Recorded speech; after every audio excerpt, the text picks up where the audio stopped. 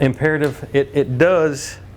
If you read the material for flagging operation, on a day-to-day operation, it's imperative that the retroreflective material is clean. For nighttime operations, the retroreflective it's takes on a whole new meaning. It has to be. Does anybody know how far? Nope. Nope.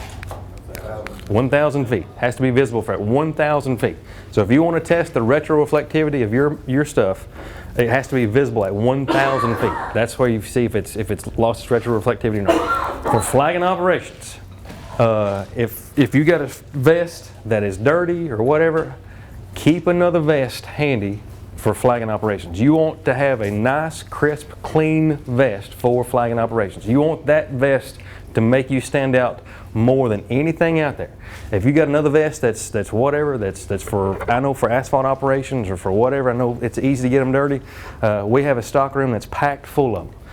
So if you get one outside, it may meet the retroreflectivity requirements. You may at night be able to see it at 1,000 feet or whatever. But the most important thing is that people can differentiate you from what's on the side of the roadway.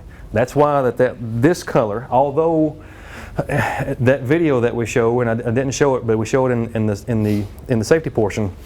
The color, the fabric is not retroreflective. This does not show up at night.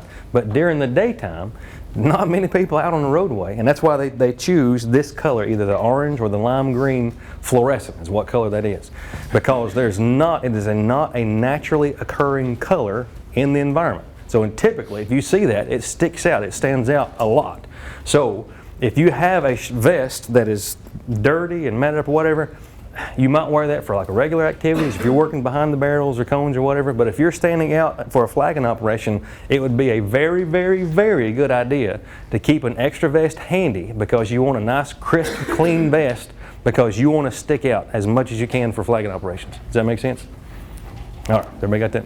If you get to class 3 in the shirts, you don't have to wear the vest. Is that correct? Absolutely correct. Class 3 that's got the reflective, you can get the shirts. I believe somebody might have had one on here. Yeah, there's a couple of guys. Chad's got one on. You don't have to wear the vest, so you'll be okay about that, right? That's correct. That's correct. As long as it meets class 3 retroreflectivity, yes. Yep.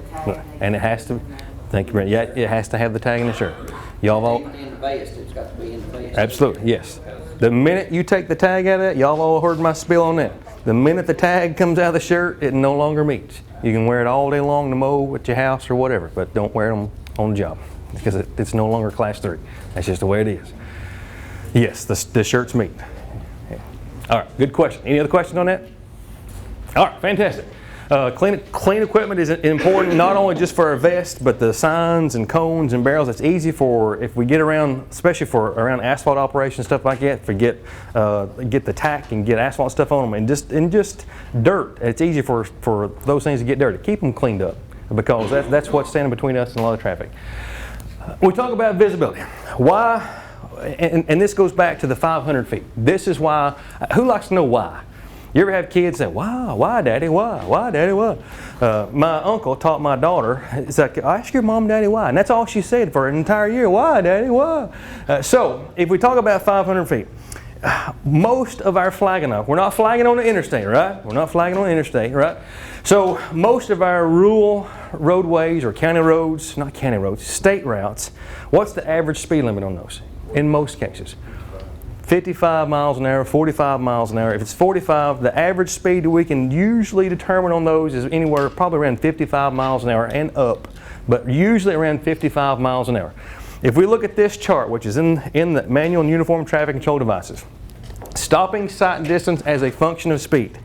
If you look right around here at around 55 miles an hour, at 55 miles an hour, what this chart says, and it's stopping sight distance.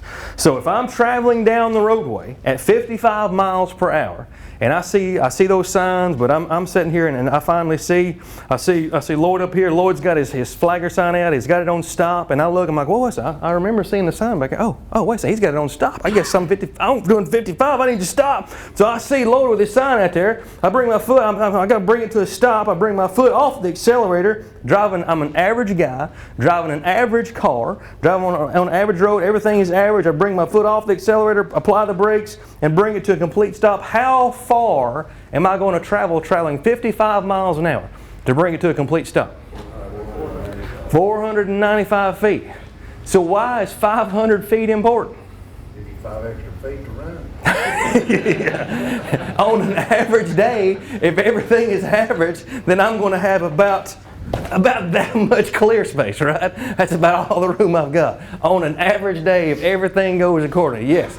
That's really where a lot of those numbers come from. So at 55 miles an hour, if everything goes perfectly, that 500 feet that closes very quickly. So I want you to think about that. 500 feet, and when we go out here and look at it, 500 feet looks like a long ways out. But if you're traveling at 55 miles per hour, at 70 miles per hour, you're going to cover 100 feet. Does anybody remember from if you had protected queue, at 70 miles per hour, how fast do you cover 100 feet? 1 second. 1 second. And I don't remember that. I don't know how that interpolates. I can't remember. But at 55 miles per hour, so you're going to cover that distance in a very short amount of time. But here's the distance. So 500 feet means a whole lot.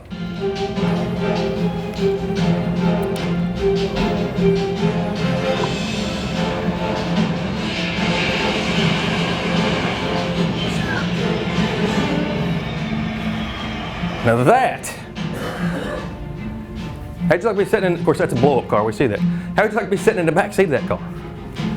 Now there's some things we have to consider if you're out there on a flagging operation. Now this is one of those upgraded truck that has the automatic brakes and all that stuff. They sent something out front, and I like that video, but I want this to kind of let you think about things, because at 55 miles per hour, you think a truck's going to stop in 500 feet? No. So here's some things you got to think about. You got to be on alert. You got to be thinking about things that are going on. So 500 feet may not even be enough time in those situations. So we talked about exercise. You got to be able to see scenarios. What are some things that could influence stopping distance? What are some things that could influence? Weather, absolutely. Now, a lot of times we don't want to be flagging in the rain. Sometimes there may be situations where flagging in the rain, it's one of those days. Sometimes you just got to do what you got to do. So your situation, hopefully we won't be flagging in the snow, but hey, you never know. If it's snowing, we're pushing snow, right? It just is what it is. That's one of those things you have to do. Larger vehicles need more room to stop. What if are all our pavements all nice and smooth and all that stuff? What happens if we got a little gravel out there on the roadway? Look, sometimes that could increase that or limit or decrease that skid resistance, weather conditions and different things like that.